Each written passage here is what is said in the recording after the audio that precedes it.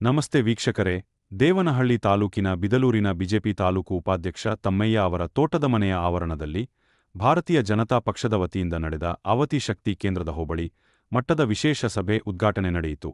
ನಂತರ ರಾಜ್ಯ ವಿಧಾನ ಪರಿಷತ್ತಿನ ವಿರೋಧ ಪಕ್ಷದ ನಾಯಕ ಛಲವಾದಿ ನಾರಾಯಣಸ್ವಾಮಿ ಮಾತನಾಡಿ, ಬಿಜೆಪಿ ಕೇವಲ ನಗರಗಳಿಗೆ ಸೀಮಿತವಾಗಿಲ್ಲ, ಬೆಟ್ಟ ಗುಡ್ಡಗಾಡು ಪ್ರದೇಶಗಳಲ್ಲಿಯೂ ಸಹ ಸಭೆ ಸೇರಿದರೆ ಪಕ್ಷದ ಮೇಲಿನ ಅಭಿಮಾನದಿಂದ ಜನರು ಮತ್ತು ಕಾರ್ಯಕರ್ತರು ಸೇರುತ್ತಾರೆ. ನಮ್ಮ ಪಕ್ಷದ ತಪ್ಪುಗಳನ್ನು ತಿದ್ದಿಕೊಂಡು ಇತರ ಪಕ್ಷಗಳನ್ನು ಪ್ರಶ್ನಿಸಲು ಮುಂದಾಗಿ ಯಾವುದೇ ಪದಾಧಿಕಾರಿಗಳನ್ನು ಪಕ್ಷ ನಿಷ್ಠಾವಂತ ಕಾರ್ಯಕರ್ತನೆಂದು ನೋಡಿ, ಯಾವುದೇ ಜಾತಿ, ಸಮುದಾಯ ಮತ್ತು ಮಿತ್ರನೆಂದು ಬೇಡ ಕಾರಣ ಮುಂದಿನ ತಪ್ಪುಗಳನ್ನು ನೇರ ಸರಿಪಡಿಸಬಹುದು ಎಂದು ತಿಳಿಸಿದರು.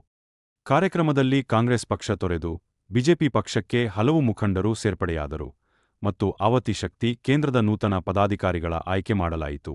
ಈ ಸಂದರ್ಭದಲ್ಲಿ ಮಾಜಿ ಶಾಸಕ ಚಂದ್ರಣ್ಣ, ಜಿಲ್ಲಾಧ್ಯಕ್ಷ ರಾಮಕೃಷ್ಣಪ್ಪ, ಜಿಲ್ಲಾ ಪ್ರಧಾನ ಕಾರ್ಯದರ್ಶಿ ಎಚ್ಎನ್ ರವಿಕುಮಾರ್, ದೇವನಹಳ್ಳಿ ಮಂಡಲ ಅಧ್ಯಕ್ಷ ನಿಲೇರಿ ಅಂಬರೀಶ್ ಗೌಡ, ಮುಖಂಡರುಗಳಾದ ದೇಸು ನಾಗರಾಜ್, ಆರ್ಕೆ ನಂಜೇಗೌಡ, ಒಬದೇನಹಳ್ಳಿ ಮುನಿಯಪ್ಪ, ವಿಜಯಕುಮಾರ್, ಬಿಕೆ ನಾರಾಯಣಸ್ವಾಮಿ, ವಿಜಯ ರಾಘವೇಂದ್ರ, ಶ್ರೀಮತಿ ಭಾಗ್ಯಮ್ಮ, ಪ್ರೇಮ, ನಾಗೇಶ್ ಬಾಬು, ತಾಲೂಕು ಉಪಾಧ್ಯಕ್ಷ ತಮ್ಮಯ್ಯ, ಆವತಿ ಮಹಾಶಕ್ತಿ ಕೇಂದ್ರದ ಅಧ್ಯಕ್ಷ ರವಿಕುಮಾರ್, ವಿಜಯಪುರ ಅಧ್ಯಕ್ಷ ಪ್ರಭು, ಹೋಬಳಿ ಅಧ್ಯಕ್ಷ ಚಂದ್ರು, ಮುನೇಗೌಡ ಸೇರಿದಂತೆ ಹಲವಾರು ಮುಖಂಡರು ಮತ್ತು ಕಾರ್ಯಕರ್ತರು ಉಪಸ್ಥಿತರಿದ್ದರು. ವರದಿ ರಾಜುಗೌಡ. ನಾನು ಮಾಡಲ್ಲ. ಈಗ ಇನ್ನು ಕೇವಲ ಇನ್ನು 3-4 ತಿಂಗಳು ದಿವಸ ಪ್ರತಿಯೊಬ್ಬರು ಇವತ್ತು ನಾವು ಪಾರ್ಟಿ ಕಟ್ಟಬೇಕು. ಈ ಸರಿ ನಾವು ತಾಲೂಕ್ ಪಂಚಾಯತಿ, ಜಿಲ್ಲಾ ಪಂಚಾಯತಿ ಗೆದ್ರೇನೆ ಆಮೇಲೆ MLA ಎಲೆಕ್ಷನ್, ಆಮೇಲೆ MP ಎಲೆಕ್ಷನ್. ಅದಕ್ಕೋಸ್ಕರ ನಾವು ಹಿಂದೆ ಆವತಿ ಶಕ್ತಿ ಕೇಂದ್ರ 7 ಮಹಾಶಕ್ತಿ ಕೇಂದ್ರ ನಂಬರ್ 1 ಶಕ್ತಿ ಕೇಂದ್ರ ಆಗಿತ್ತು. ಇದೇ ತಮ್ಮಯ್ಯನವ್ರ ಹೆಂಡತಿ ಜಿಲ್ಲಾ ಪಂಚಾಯತಿಗ ನಿಂತಿದ್ದಾಗ ಅವಾಗ ಆವತಿಯಿಂದ ನಾರಾಯಣಸ್ವಾಮಿ ಬಂದಿರಲಿಲ್ಲ, ಈ ಕಡೆ ಯಾರು ಬಂದಿಲ್ಲ. ಬರೀ ಭೈರವ್ ಪಂಚಾಯತಿ, ಬರೀ ವಿಶ್ವನಾಥ ಪಂಚಾಯತಿ, ತಾಲೂಕ್ ಪಂಚಾಯತಿ ಮೆಂಬರ್ ಆಗಿ ನಿಂತಿದ್ದ ಯಾರೋ ರಮೇಶ್ನು. ಅವತ್ತು ಜಿಲ್ಲಾ ಪಂಚಾಯತಿ ಆಗಿ ನಮ್ಮ ಇವರು ತಮ್ಮಯ್ಯ ನಿಂತಿದ್ರು. ಅವಕ್ಕೆ ನಾವು 2ನೇ ಪಂಚಾಯತಿ ಓಡಾಡಿ ನಾವು ಯಾವಾಗ ವಿಶ್ವನಾಥ ಪಂಚಾಯತಿ, ಭೈರವ್ ಪಂಚಾಯತಿ, ಅರ್ಧ ಬಿಂದೂರು ಪಂಚಾಯತಿ ಓಡಾಡಿದ್ವಿ.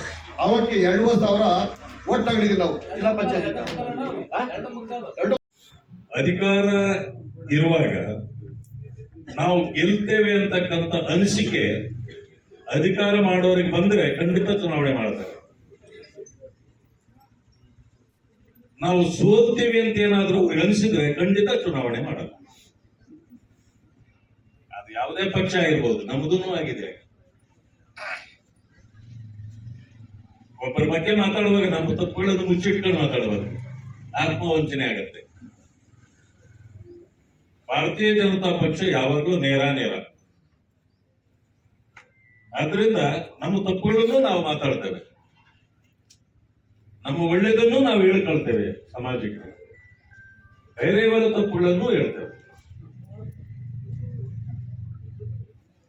PLA 1 ಜಿಲ್ಲಾಧ್ಯಕ್ಷರು ಮತ್ತೆ ಜಿಲ್ಲಾ ಪ್ರಧಾನ ಕಾರ್ಯದರ್ಶಿಗಳು ಕೂಡ ಹೇಳ್ದಂಗೆ ಬಹಳ ಚೆನ್ನಾಗಿ ಭಾರತೀಯ ಜನತಾ ಪಾರ್ಟಿ ನಡೀತಾ ಇದೆ. ಇದಕ್ಕೆ ಕಾರಣ ತಾವೆಲ್ಲರೂ ಕೂಡ ಇವತ್ತು ನೀವೆಲ್ಲ ಕೈ ಜೋಡಿಸಿ ಭಾರತೀಯ ಜನತಾ ಪಾರ್ಟಿಯ ಇಷ್ಟು ಹೆಚ್ಚು ಸಂಖ್ಯೆಯಲ್ಲಿ ಹೋಬಳಿವಾರು ಮೀಟಿಂಗ್ ಕೂಡ ಇವತ್ತು ಬಂದು ನೀವೆಲ್ಲ ಎಂತನೇ ಕೆಲಸ ಇದ್ರಿ ಪಾರ್ಟಿಗೆ ನಾವು ಒತ್ತು ಕೊಡ್ತೀವಿ ಅಂತ ಹೇಳಿ ತಾವೆಲ್ಲ ಬಂದು ಇವತ್ತು ಪಾರ್ಟಿ ಕೆಲಸ ಮಾಡ್ತಾ ಇರೋದಕ್ಕೆ ಇಷ್ಟೆಲ್ಲ ಸಕ್ಸಸ್ ಆಗ್ಲಿಕ್ಕೆ ಕಾರಣ.